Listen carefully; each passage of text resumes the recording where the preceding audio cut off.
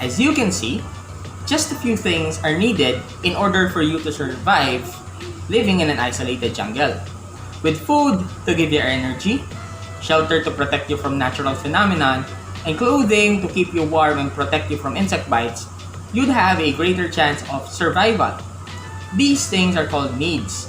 When it comes to selling products, the best choice will be the ones that will always be necessary in any season, such as food and clothing. Before we go further, let us define a few terms that you will come across in our discussion.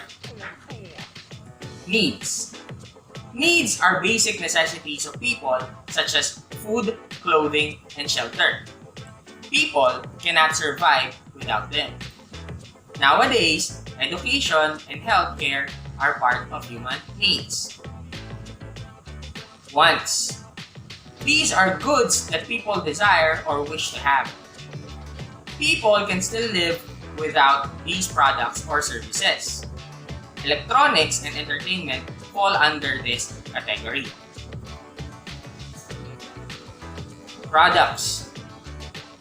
Products are something that is manufactured, processed, grown, or nurtured in order to be sold for a profit.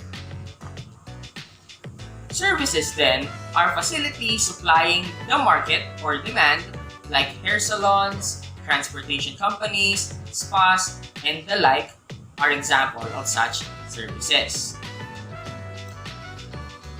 The success of buying and selling the product depends on a number of factors. You will find out in this lesson what these factors are. First things first, when buying and selling the product. The seller or retailer must develop a sound buying and selling program for his or her retail store to ensure profit and good service. The buying program of the retailer should be based on the following principles. He should buy goods that will meet the needs and satisfaction of the consumers or buyers. When the seller buys his or her product for his or her store, the first question in his or her mind should be, what does my customer need? With this in mind, the seller or retailer can now make a careful study of the product he or she thinks is in demand. The list can be made from a stock of information he or she has taken from different sources, such as what follows. This is the guide to know what to sell. Number 1, you can know what to sell by the inquiries asked to your customers. Number 2, you can know what to sell when you analyze the sales of different items and come up with what is being the highest sales. Number 3, you can know what to sell when you notice which product is most often sold by your competitors.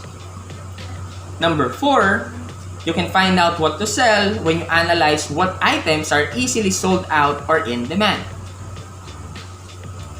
You can also know what to sell by studying the surveys conducted by the store or other companies. And lastly, you can find out what to sell by gathering information from other entrepreneurs.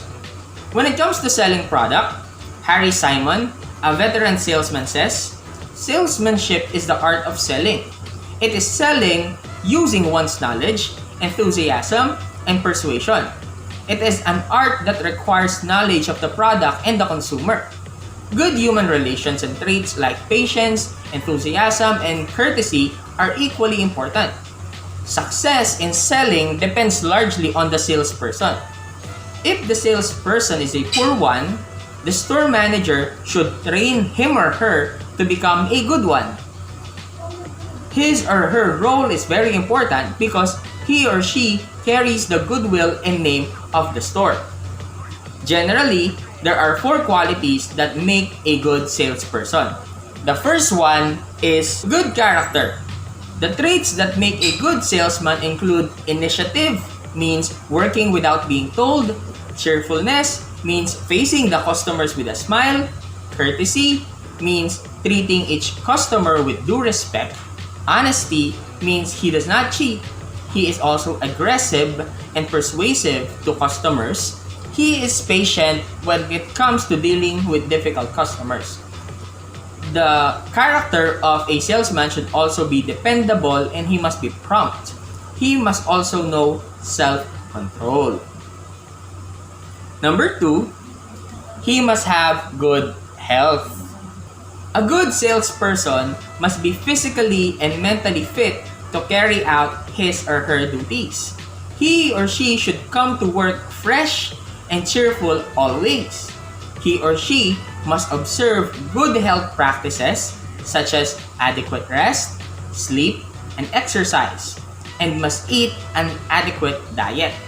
His or her grooming habits must include personal cleanliness, neatness, and well-pressed clean clothes. Number 3, a good salesman must have adequate knowledge related to his or her work.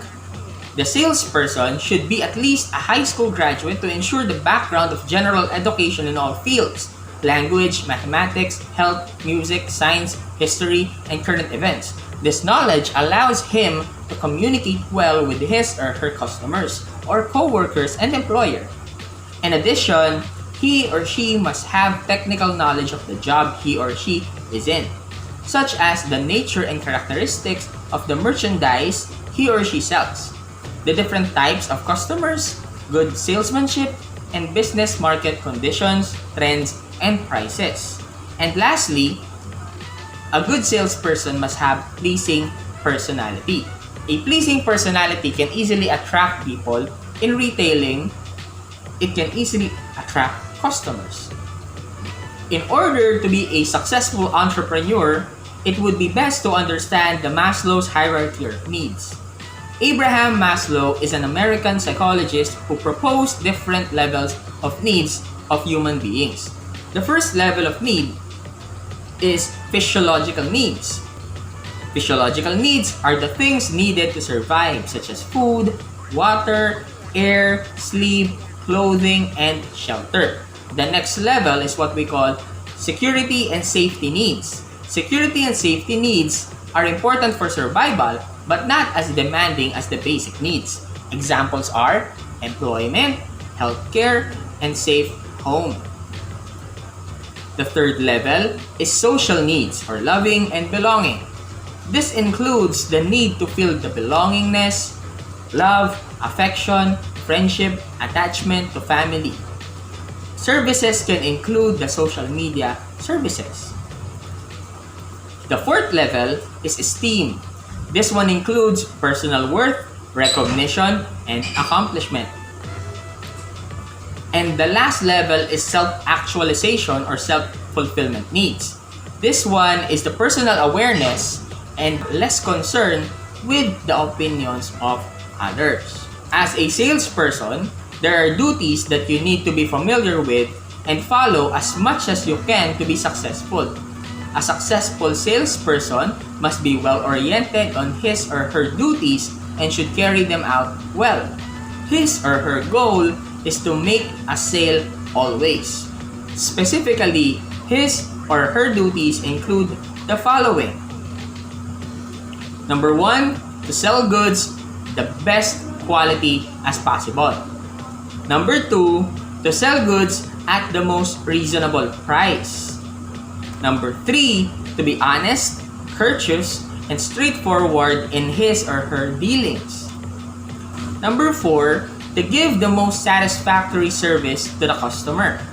And lastly, but not the least, to follow the customer is always right and first come, first serve policy to customers, as they should be treated fairly.